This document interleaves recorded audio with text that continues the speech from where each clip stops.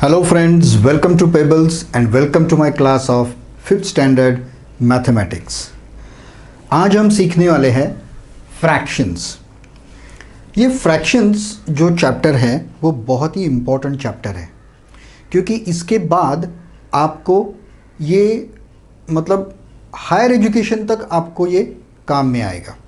तो इसकी जो कंसेप्ट है वो इसी लेवल में 5th स्टैंडर्ड में ही अच्छी तरह से समझ लेना और अपने माइंड में सेट करना बहुत ज़रूरी है, ठीक है। और देखा जाए तो ये फ्रैक्शंस इतना भी डिफ़िकल्ट चैप्टर नहीं है, क्योंकि जब आपको फ्रैक्शंस ये नाम भी पता नहीं था तब से आप फ्रैक्शंस यूज़ कर रहे हो। आपके रोज़ाना ज़िंदगी में आप फ्रैक्शंस का इस्तेमाल बार बार करते आ रहे हो बचपन से। फॉर एग्ज़ाम्पल, अगर आपको भूख थोड़ी कम है खाना खाते समय, तब आप माँ से कहते हो कि मुझे आधी रोटी दो, आधा, ओके। या फिर सपोज़ अगर माँ आपको सब्ज़ी लेने भेजती होगी तो आपसे कहती होगी कि 1.5 किलो सब्ज़ी लाओ, या फिर 1 पाव सब्ज़ी लाओ, या 1.25 किलो लाओ। तो मतलब ये जो है जो 1 से कम होता है उसे कहा जाता है फ्रैक्शंस, ठीक है, कि वो 1 से कम है।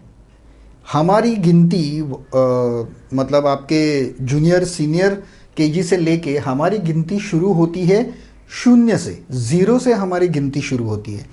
लेकिन 0 के नीचे भी तो कुछ तो होता है।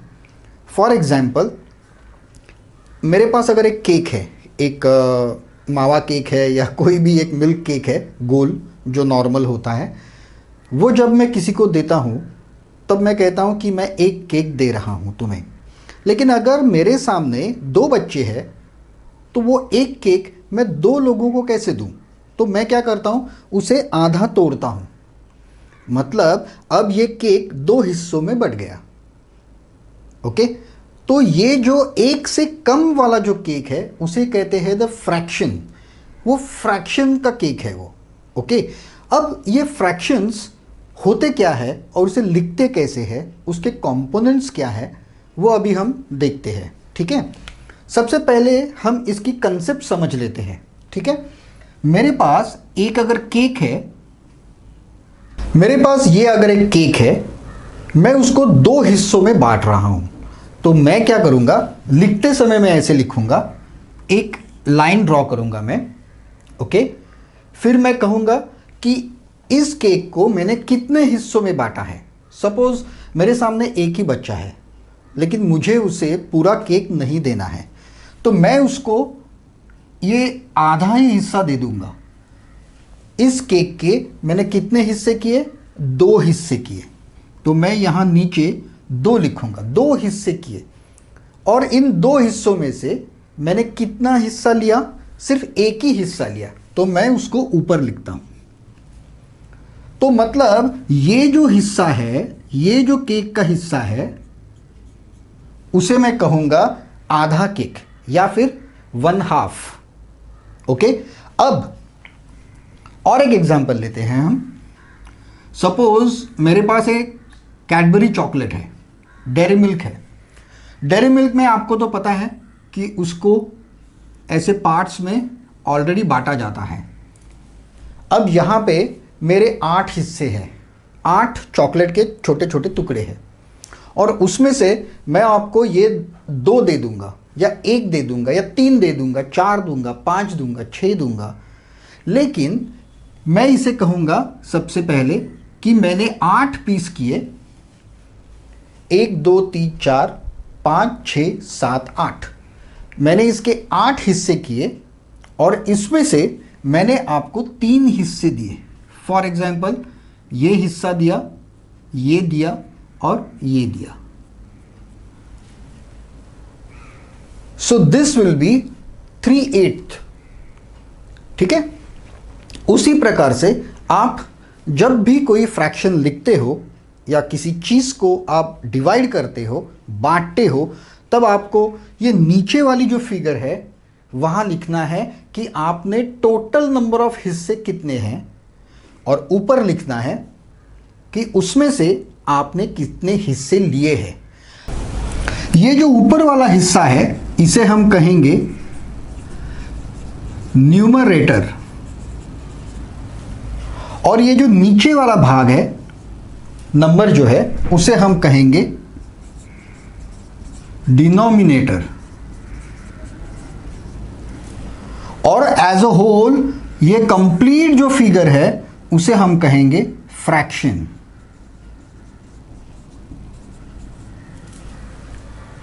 ओके, ये बात आप आपके दिमाग में पूरी तरह से बिठा लो कि आपने कितने हिस्से किए और उसमें से आपने कितने हिस्से लिए। Okay, that is what the fraction is. बहुत ही आसान सी कंसेप्ट है, बहुत कुछ डिफिकल्ट नहीं है उसमें। ये बहुत ही आसान सी कंसेप्ट है फ्रैक्शन की। फ्रैक्शन का मतलब होता है जो एक से कम होता है। ठीक है, अब इस फ्रैक्शन के बारे में हम कुछ और जानकारी लेते हैं। ठीक है, ये एक मेरा फ्रैक्शन है 2/3 या 2/3, ये मेरा फ्रैक्शन है। इसमें से 2 is a numerator and 3 is denominator. Okay, अब आपको अगर कुछ भी क्रिया, कुछ भी फंक्शन इसके ऊपर अप्लाई करना हो, फॉर एग्जाम्पल अगर आपको मल्टीप्लिकेशन या डिवीजन अगर अप्लाई करना हो तो न्यूमरेटर और डिनोमिनेटर दोनों को सेम अप्लाई करना होगा। फॉर एग्जाम्पल मैंने अगर इस न्यूमरेटर को 2 से मल्टीप्लाई कर दिया तो मुझे डिनोमिनेटर को भी 2 से मल्टीप्लाई करना होगा।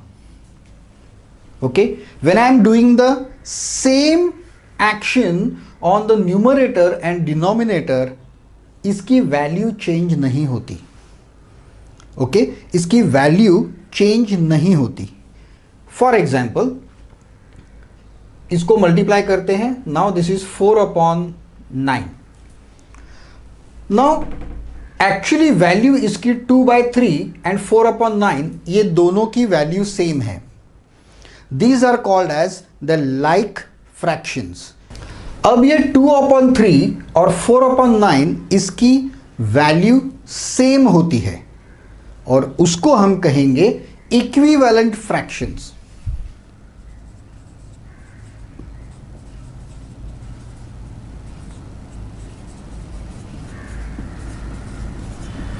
इसको हम कहेंगे इक्विवेलेंट फ्रैक्शंस। अब ये कैसे होता है? अब देखिए, सपोज मैंने 1/2 लिया और उसको मैंने 2 से मल्टीप्लाई किया, न्यूमरेटर और डिनोमिनेटर को, मतलब ये ऊपर आया 2 और नीचे आया 4। ठीक है, चलो हम ये इसको अपने एक रोटी से मैच करके देखते हैं। ये एक रोटी है, पहले केस में इसको मैंने 2 हिस्सों में डिवाइड किया और उसमें से एक हिस्सा लिया, और दूसरे केस में वही रोटी है, उसको मैंने 4 हिस्सों में डिवाइड किया। 4 हिस्सों में, सेम साइज दोनों रोटियों का सेम है, मैंने 4 हिस्सों में डिवाइड किया और उसमें से ये 2 हिस्से लिए।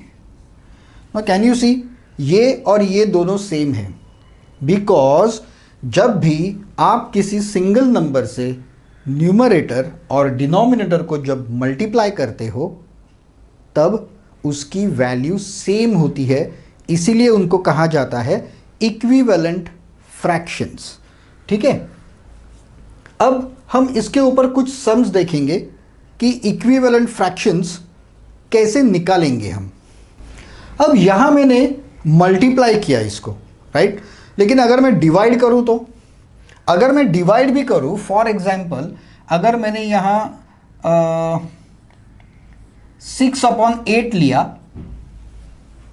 6/8 इसका इक्विवेलेंट, अभी यहां पे मैंने उसको मल्टीप्लाई किया, अब यहां पे मैं डिवाइड करता हूं। If I divide 6 divided by 2, तो द सेम फंक्शन मुझे अप्लाई करना पड़ेगा, सेम एक्शन मुझे लेनी पड़ेगी डिनोमिनेटर को। Okay, so I have to do 8/2, तो 6/2 इज 3, 8/2 इज 4, सो ये वैल्यू, इसकी वैल्यू और इसकी वैल्यू सेम है। That is why these two are also called as equivalent fractions. इन दोनों को भी हम इक्विवेलेंट फ्रैक्शंस ही कहेंगे. चलिए अब और एक फ्रैक्शन लेते हैं, दैट इज 6/12. ठीक है. अब कई बार जब फ्रैक्शंस जब आते हैं तब सबसे पहले मैंने देखा है कि बहुत बार बच्चे घबरा जाते हैं कि अब ये फ्रैक्शंस कैसे करेंगे, ये तो बहुत टफ है. मैथमेटिक्स का प्रॉब्लम यही है कि मैथ्स के बारे में सब बच्चों को डराया जाता है कि मैथ्स मैथ्स मैथ्स करके. लेकिन मैथमेटिक्स बहुत सिंपल है. यहाँ पे आपको कुछ भी बाय हार्ट करने की ज़रूरत नहीं है. जो भी है वो आपके नज़रों के सामने ही है. मैंने एक क्लास में कुछ बच्चों को कहा था कि इसका इक्विवेलेंट फ्रैक्शन निकालो. ठीक है. तो क्योंकि मैंने पहले वाले जो एग्जाम्पल्स लिए थे वहाँ से मैंने सिर्फ 2 से मल्टीप्लाई किया था या 2 से डिवाइड किया था, सारे के सारे बच्चों ने इसको भी 2 से मल्टीप्लाई किया या 2 से डिवाइड किया. ओके. लेकिन अगर यहाँ पे 3/5 होता तो 3/5 को तो you cannot divide 3/2, you cannot divide 5/2. तो वहाँ पे वो कंफ्यूज हो गए. तो उन्हें लगा कि इक्विवेलेंट फ्रैक्शन निकालने के लिए मल्टीप्लाई और डिवाइड 2 से ही करना है. It is not like that. आपको किसी भी नंबर से मल्टीप्लाई या डिवाइड करना है. आप किसी भी नंबर से डिवाइड भी कर सकते हो या मल्टीप्लाई भी कर सकते हो, प्रोवाइडेड आप ये दोनों को कर रहे हैं. ऐसा नहीं हो सकता कि आप न्यूमरेटर को 2 से मल्टीप्लाई कर रहे हो और डिनोमिनेटर को 3 से मल्टीप्लाई कर रहे हो. That cannot be done. Okay. Second thing, यहाँ पर इक्विवेलेंट फ्रैक्शन जब आप निकालते हो तब आपको सिर्फ multiplication and division he use करना है, एडिशन और सब्ट्रैक्शन नहीं. यहाँ पे एडिशन और सब्ट्रैक्शन नहीं हो सकता क्योंकि उसके रूल्स अलग है. ओके. फॉर एग्जाम्पल 1/2 कैनॉट, आप 1+1 और 2+1 नहीं कर सकते उसको, क्योंकि 2/3, 1/2 इज नॉट इक्वल टू 2/3. 1/2 और 2/3 की वैल्यू सेम नहीं है बिल्कुल. यहां पे आप सिर्फ मल्टीप्लिकेशन और डिवीजन ही कर सकते हो, एडिशन और सब्ट्रैक्शन कभी नहीं कर सकते. ठीक है. तो अब हम आगे जाते हैं. हम अभी देखते हैं कि अलग अलग तरह से हम इसको इक्विवेलेंट फ्रैक्शन निकालेंगे. सबसे पहले मैं उसको 2 से डिवाइड करूंगा. So I will do 6 divided by 2 and 12 divided by 2 which is equal to 3/6.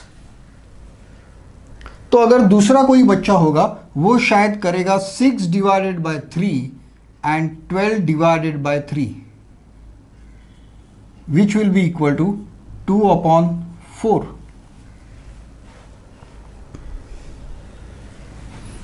या फिर if I do, I know that 6 के टेबल में 6 भी आता है और 12 भी आता है, तो मैं 6 से भी डिवाइड कर सकता हूं उसको.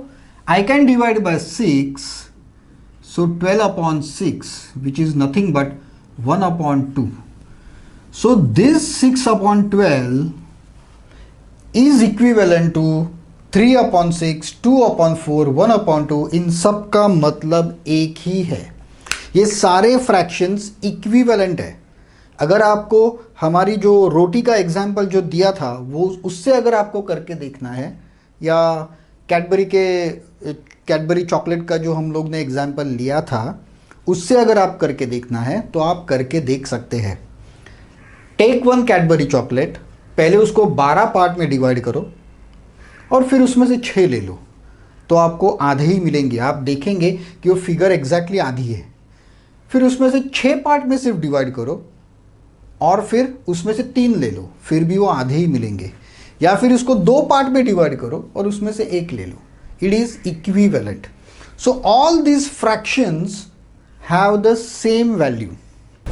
अब एक मजे की बात देखिए, जब भी हम फ्रैक्शन या परसेंटेज की बात जब करते हैं तब बहुत बार हमारे सामने क्लियर पिक्चर नहीं आता।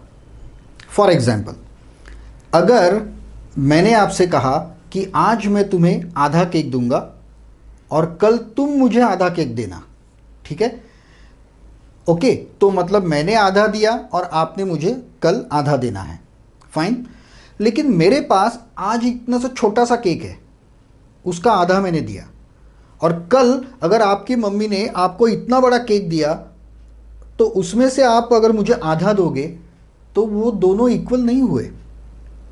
मतलब हमें रियलिस्टिक वैल्यू नहीं मिला उसको, हमको कंपैरेटिव वैल्यू मिली उसको, कि मैंने आपको आधा दिया और आपने मुझे आधा दिया। लेकिन मेरे पास जो चीज़ थी उसका आकार, उसका एरिया छोटा था और आपके पास जो चीज़ थी वो बड़ी थी। सो दो you have given me half, आपने मुझे बहुत ज़्यादा दिया क्योंकि आपका जो केक था वो बहुत बड़ा था। इसके ऊपर मैं आपको एक मज़े की बात बताता हूँ। दो स्टूडेंट्स थे मेरे क्लासेस में, अलग अलग स्कूल से थे, अलग अलग स्टैंडर्ड सेम था, स्कूल अलग अलग था। तो जब ये आया तब मुझे वो दोनों रिज़ल्ट बताने के लिए आ गए। तो एक लड़के ने मुझे कहा सर मैं क्लास में फर्स्ट आ गया, और दूसरा लड़का जो था उसने कहा, तो मैंने उसको भी पूछा तुम्हारा रैंक कितना है, तो उसने कहा सर मेरा रैंक 28 है। और हमारे क्लास, दोनों के क्लास में 30 बच्चे थे। एक लड़का जो था, ए जो था, वो क्लास में फर्स्ट आया था और बी जो था वो 28 आ गया था। तो वो फर्स्ट आया हुआ जो लड़का था वो एकदम विक्टोरियस फेस से उसके पास देखने लगा, उसको बहुत प्राउड फील हुआ कि मैं फर्स्ट आ गया और ये 28 आ गया। ऐसी चीज़ें हमारे लाइफ में भी होती थी।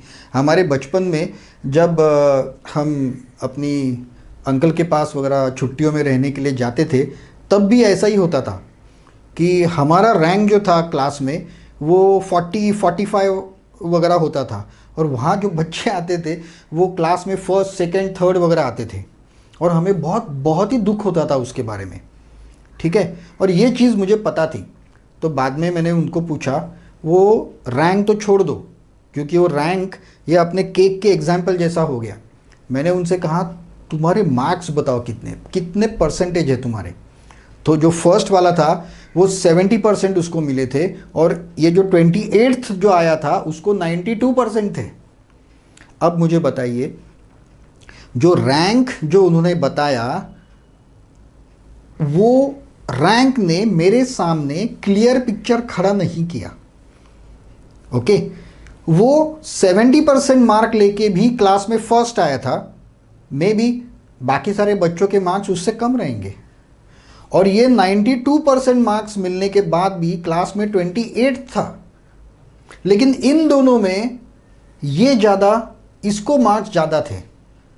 सिमिलरली ये जो फ्रैक्शंस या परसेंटेज जो हमें पिक्चर दिखाते हैं वो हमेशा क्लियर पिक्चर नहीं होता, क्योंकि ये क्वांटिटेटिव नहीं है, इसको कोई यूनिट नहीं है, इसको कोई, ओके। लेकिन अगर मैंने आपसे कहा कि मैं आज आपको आधा किलो केक दूंगा, कल तुम मुझे आधा किलो केक दो, ओके, फिर वो केक का साइज कितना भी छोटा बड़ा हो आप तो वेट करके ही दोगे उसको।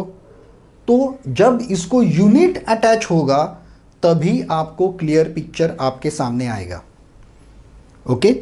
इसीलिए यूनिट का एग्जिस्टेंस होता है, क्योंकि जो मेजरमेंट्स जो होते हैं वो एग्जैक्ट होने चाहिए।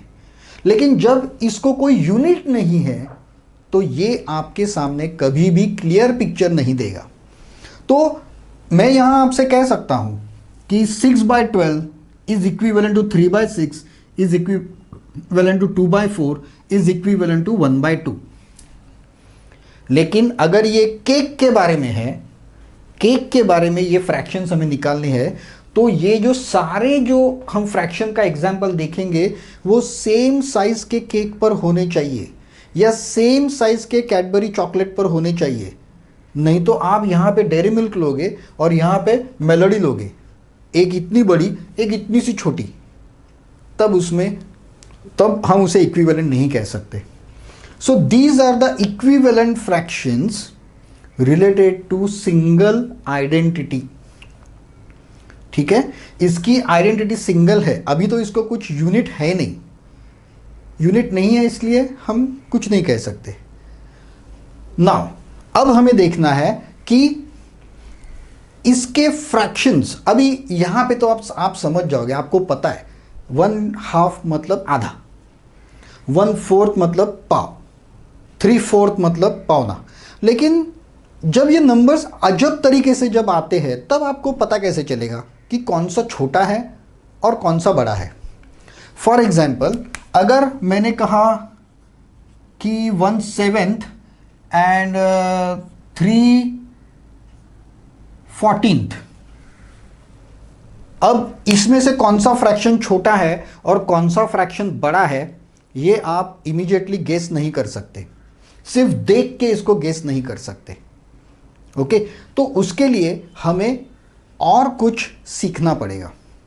ओके, और वो हम सीखेंगे like fractions and unlike fractions. लेकिन उससे पहले हम सीखेंगे how to find out, we will solve some examples on how to find out the equivalent fractions. ठीक है, हम कुछ वर्ड प्रॉब्लम्स लेंगे और उससे हम सीखेंगे कि इक्विवेलेंट फ्रैक्शंस हम कैसे निकाल सकते हैं। Now let us take one example. We have to find a fraction with denominator 30।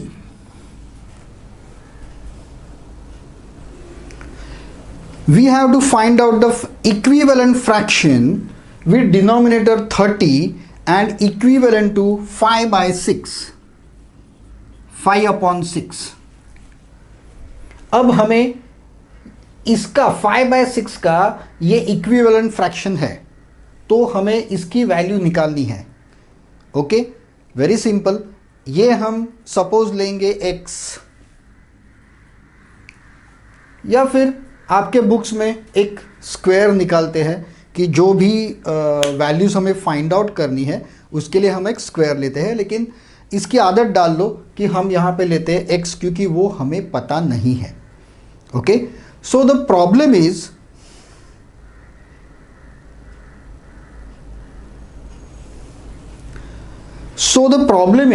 find out the fraction whose denominator is 30 which is equivalent to 5/6।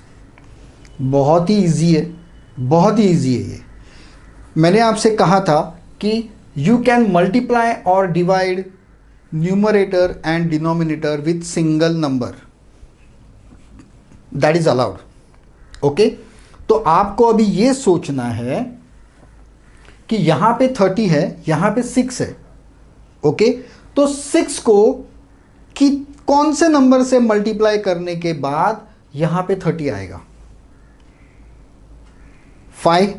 तो मैं 6 को 5 से जब मैं मल्टीप्लाई करूंगा तब मुझे आएगा 6 × 5।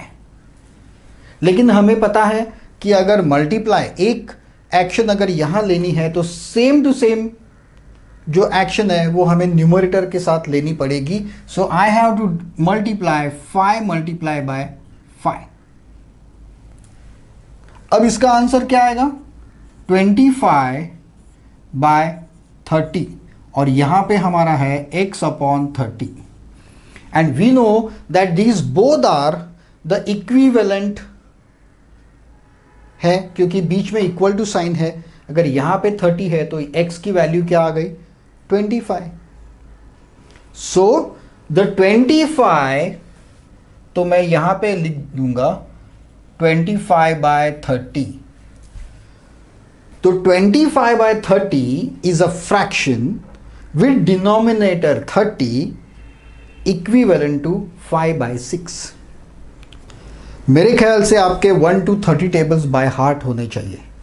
सो इस प्रकार से वर्ड प्रॉब्लम आएंगे कि find out the equivalent fraction. जब भी आपको प्रॉब्लम आएगा कि find out the equivalent fraction, at that point आपको एक ही चीज़ करनी है, किसी एक नंबर से डिवाइड या मल्टीप्लाई करना है, न्यूमरेटर और डिनोमिनेटर दोनों को।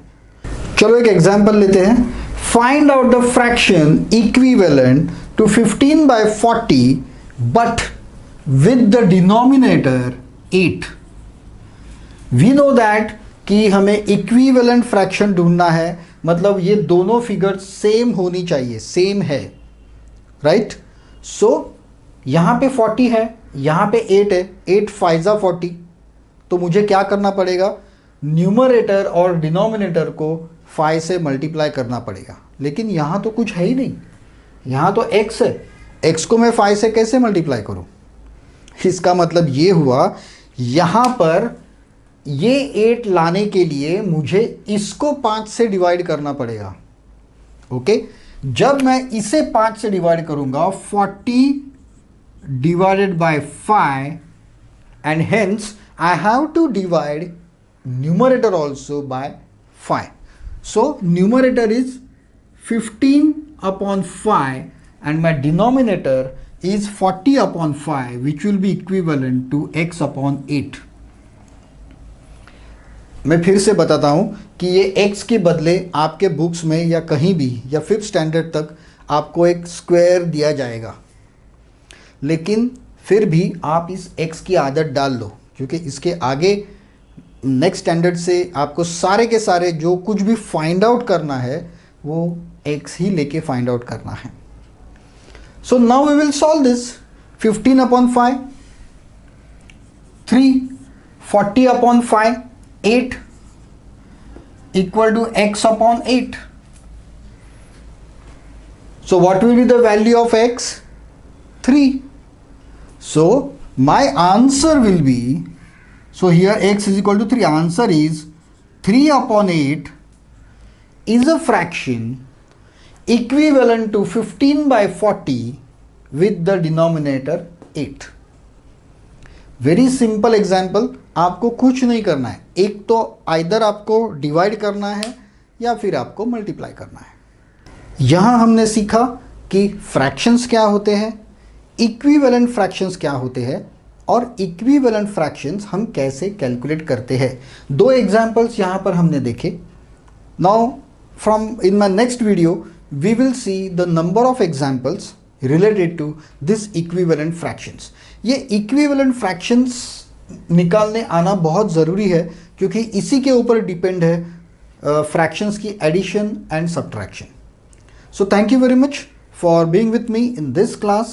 We will see in next class the examples on the equivalent fractions or fractions and equivalent fractions. तब तक के लिए have a nice time. Goodbye.